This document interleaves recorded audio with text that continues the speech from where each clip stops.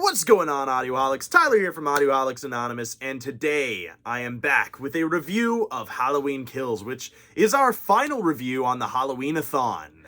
Yes, we are doing, this is leading up to Halloween Kills. This is it. Yeah, this is it, baby. Yeah. And, well, what did we think about Halloween Kills? Why don't you start us off? I liked it. I think this one was a lot more action-packed even than 2018. This was a really violent movie. Oh, yeah, it was. Yeah, I was telling Tyler in the theater, if this movie had come out, maybe 5 years ago, and this was, some low-budget indie film, this would be exploitation film. This would be, this would be compared to things like Cannibal Holocaust or even Texas Chainsaw Massacre, the first one. This is a very violent movie, and I'm by no means opposed to that. But definitely something, if that's not really your thing, if you just want to have a good time, this might not be the movie for you. You know what? I actually have the opposite opinion. I think if you like slashers, this movie you're gonna love. Yeah, if you like slashers, I'm just saying, if you want, if you don't want an absolute then why are you watching Halloween anyway? Yeah, I guess. No, this movie is great if you like kills, if you like Michael as a killer, if you like that sort of thing. If you want, a coherent story with deep characters and good writing, well, you're not gonna fucking get that here, okay? Yeah. That's probably my biggest criticism of this movie, is the script is really not very good. And a lot of the dialogue is very kind of cringy and poorly written. And, the whole mantra of evil dies tonight is really forced and that's, annoying after a while. I don't know, there's, some cringy... There are some scenes that are, cringy in the right ways. Oh, yeah, I've seen some people say this is, the worst Halloween script. That's a fucking joke. Are you serious? Have you seen the Rob Zombie movies? Who the hell is saying that? The Rob Zombie movies, even, a lot of the older Resurrection. Resurrection. Halloween 6. I would say, personally, 2018 is a better written movie, but this movie is more fun. This is a much more fun movie. I'd say I personally enjoy it more than 2018. I agree, and which makes Halloween Kills my new favorite Halloween sequel. Isn't that kind of crazy? Yeah, So, I guess that's a little bit of a spoiler, but we will be uploading a ranking of all of the Halloween films at some point within this week or next week, and look forward to that. But back to the movie. So I think the cinematography was really well done. I agree. There was a lot of really cool shots in this movie, and some cool art directions.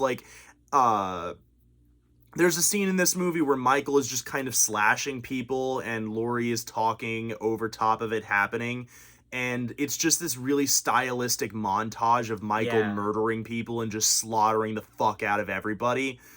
And it's just glorious. And even the movie practically opens with something like that, just without, the artsy-fartsy kind of direction. It's just straight-up Michael slaughtering people. And that's basically this movie in a nutshell, frankly, is Michael slaughtering people. Yeah. If you like that idea of Michael walking door to door and just murdering people and murdering tons of people, then you will like Halloween Kills. Yeah, this is the closest Halloween gets to being a mindless slasher. Maybe Halloween 2, the 1981 version, but honestly, I guess that one might have been a little bit too mindless. This, I think, strikes a decent balance. One other thing I do want to mention, he mentioned in Halloween 2018 about Judy Green's character. Judy Greer's character, Karen. She's even worse in this movie. Yeah, she's kind of the focus of this movie, and I can kind of understand why they did that plot-wise. If you see the movie, you'll know what I mean.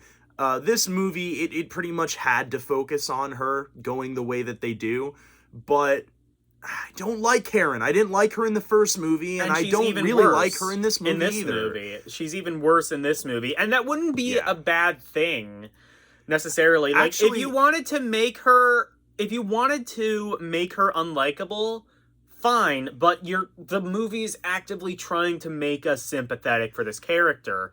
So they don't realize that she's unlikable, I don't think. Actually, like, I would say Judy Greer herself did a great job this time around. She annoyed me in the first movie. I don't feel... She never really annoyed me in this movie, but her character, Karen, is just all over the place. Like, okay, Allison is how fucking old? Like 15? You're telling me you as a mother, with cops around and everything, can't keep a 15-year-old from going off on her own?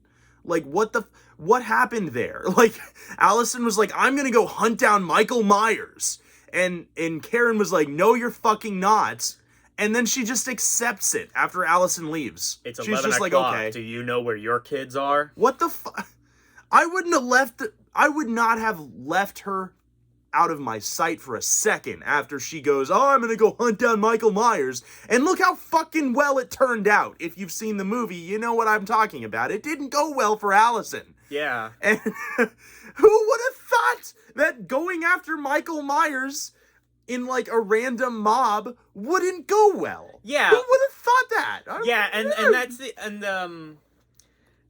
he kind of like touched on this, but like there's like this whole thing about like the citizens of Haddonfield. Haddonfield? Yeah. Oh, sorry. The people of Haddonfield banding together and taking down Michael Myers once and for all.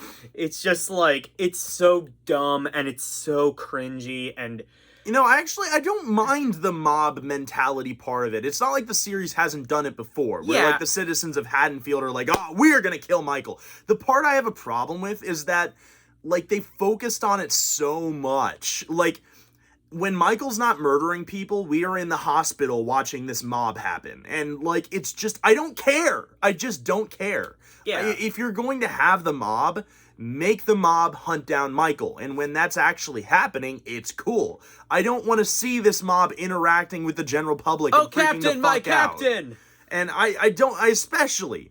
This is kind of a spoiler, but not really. There's a second escaped person from the mental hospital. There's Michael, and then there's this other character, which I don't even think they give a name to. He's just this nameless mental dude, and like they think he's Michael in one of the scenes, and that goes on way too long, by the way, them hunting that guy down in the hospital. But they go crazy, and they think he's Michael, and they're hunting him down, even though he's like running away and like tiny, and like he's clearly not fucking Michael. If you know what Michael looks like. It literally goes the same route that Halloween Resurrection did. They like find out, oh, we killed the wrong person. Yeah, it's like, really stupid, but yeah. And they kind of just get past it immediately too. Like, they're just we don't care anymore. Whatever. I mean, they did that in Halloween too. Also, remember Ben Tramer? The dude died so unceremoniously. The cops like, well, they just came out of nowhere, and then they just move on. No, that was a pointless fucking plot point, and I hate it, and you'll hate it when you watch it, and it adds nothing to the movie, which is why I don't care about spoiling it. But yeah. I think I've said enough. I've said about all I need to say about it. I really enjoyed the movie, though, outside of those things that I have against it. Yeah, it's a fun movie. It just has some bullshit in it, which is fine, I guess. I mean, like, this is meant to be a trilogy, and that's always sort of the sin with the middle of a trilogy. The middle child, exactly. It does kind of just feel like this is the prequel to Halloween Ends. Like, unless you're Lord of the Rings or you're Star Wars or something like that, the middle movie usually isn't I'm not sure if I feel this movie could stand alone. Like, you have to watch Halloween 2018, and then you probably have to watch Halloween Ends is probably going to be better. But yeah, hopefully. What did you guys think about the movie? If you and also it? Ghost was in it. Oh yeah, but only at the end credit, which makes sense. Usually that's how it's done. So, what did you guys think about the movie? Let us know in the comments section below. I would give this movie an 8.5 out of 10 because I really enjoyed the Michael and killing and shit like that. I don't even care about the bad script, if I'm being completely honest. Yeah, I'm gonna give this an 8. All right. Just a little bit lower, but it's still a really fun movie. Well, I hope you enjoyed this Halloween Kills review, and we will be coming out with a ranking at some point in the near future. I guess it's time to kill the video. Yeah, so without further ado, we bid you Audio do. Bye, guys.